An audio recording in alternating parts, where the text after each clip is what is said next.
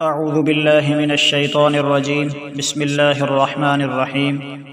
آج کی یہ مجلس روزوں کے فدیے کے بارے میں ہے۔ روزوں کے فدیے کے بارے میں چند چیزیں آپ حضرات کے سامنے بیان کروں گا۔ نمبر 1، فدیہ کیا چیز ہے؟ فدیہ کس کو کہتے ہیں؟ فدیہ کہتے ہیں کہ کوئی مسلمان شخص ہے، وہ کسی عذر کی وجہ سے روزہ نہیں رکھ سکتا، اور اس کو وہ عذر ایسا ہے جو دائمی ہے، ہمیشہ اس کے ساتھ قائم رہتا ہے، ہمیشہ اس کو روزہ رکھنے کی امید ہی نہ ہو، چاہے سردی ہو چاہے گرمی ہو،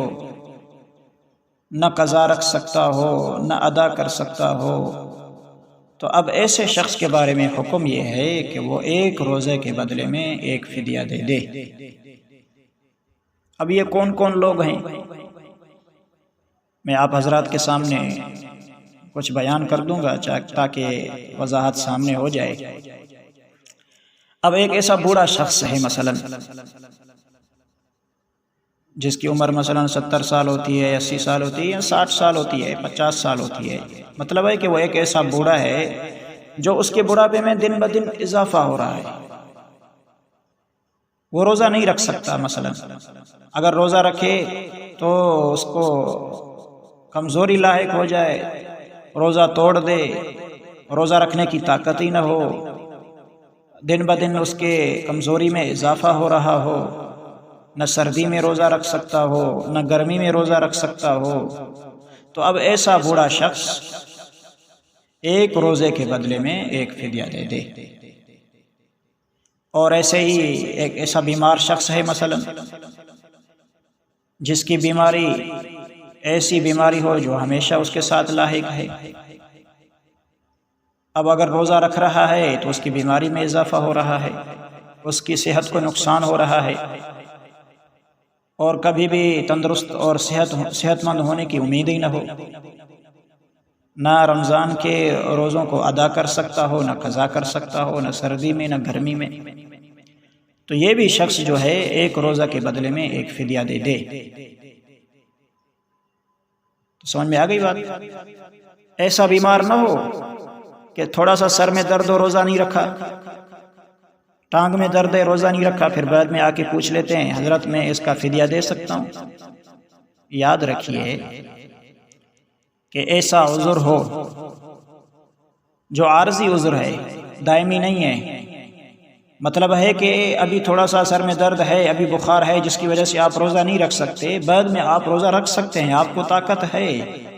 آپ اس کی قضا کر سکتے ہیں، پھر بھی آپ نے فدیہ دے دیا ہے اس روزے کا، تو یہ فدیہ آپ کا ادا نہیں ہوگا بلکہ یہ صدقہ ہو جائے گا، اور آپ کے ذمے وہ روزے باقی رہیں گے، آپ کو اس روزوں کی قضا کرنا ضروری ہوگی۔ بھائی یہ بیماری جو ہے، یہ فدیہ جو ہے ان بیماروں کے لیے ہے جو کبھی بھی روزہ نہ رکھ سکتے ہوں، نہ قضا نہ ادا، نہ سردی میں نہ گرمی میں۔ آپ تو اگرچہ ابھی بیمار ہیں، بعد میں قضا کر سکتے ہیں، تو آپ فدیہ کیسے دیں گے؟ فدیہ تو ان لوگوں کے لیے جو بالکل روزہ رکھنے سے نا امید ہو۔ تو یہ بات سمجھ میں آ گئی؟ فدیہ وہ لوگ دے سکتے ہیں جو شیخ فانی ہو، جو بوڑھے ہوں، دن بدن اس کے بڑھاپے میں اضافہ ہو رہا ہو، کبھی بھی روزہ نہیں رکھ سکتا ہو، روزہ رکھے تو اس کے بڑھاپے میں اس کے بڑھاپے میں اضافہ ہو رہا ہو، اس کی کمزوری میں اضافہ ہو رہا ہو، تو یہ ایک روزہ کے بدلے میں ایک فدیہ دے دے۔ ایسے ہی بیمار ہے، ایسا بیمار ہو جو کبھی بھی صحیح نہ ہو سکتا ہو، روزہ رکھنے سے اس کی بیماری اور بڑھ رہی ہے، تو یہ بھی ایک روزہ کے بدلے میں ایک فدیہ دے دے۔ تو یہ ایک بات ہو گئی۔ دوسری بات یہ ہے کہ فدیہ میں کیا دے سکتا ہے، کن چیزوں سے فدیہ دے؟ تو فدیہ ان چیزوں سے دے سکتا ہے جن چیزوں سے صدقہ فطر دیا جا سکتا ہے، گندم سے، جو سے، کشمش سے اور کھجور سے، اور اس کی مقدار بھی وہی ہے جو صدقہ فطر کی ہے،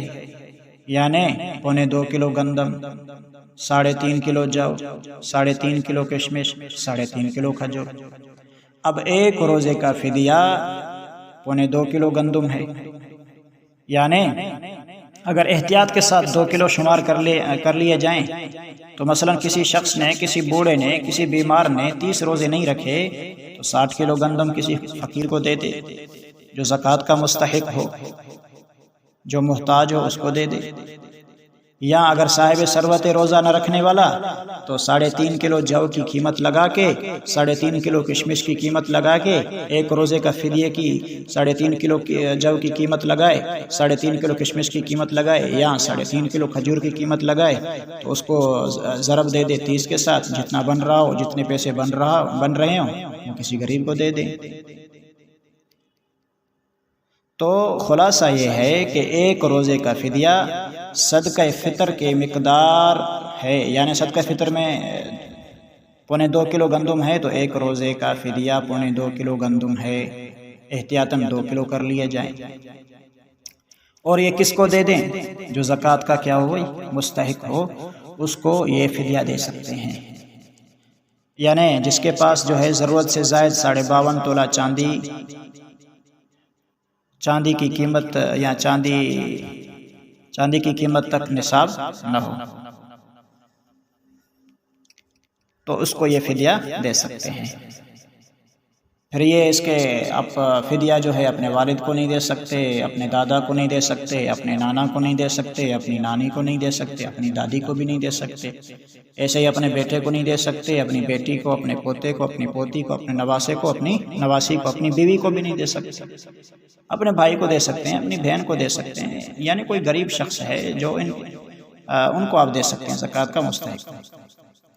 تو امید ہے کہ یہ چیزیں آپ کو سمجھ میں آ گئی ہوگی، بقیہ چیزیں انشاءاللہ کل بیان کر لیں گے۔ وآخر دعوانا ان الحمد للہ رب العالمین۔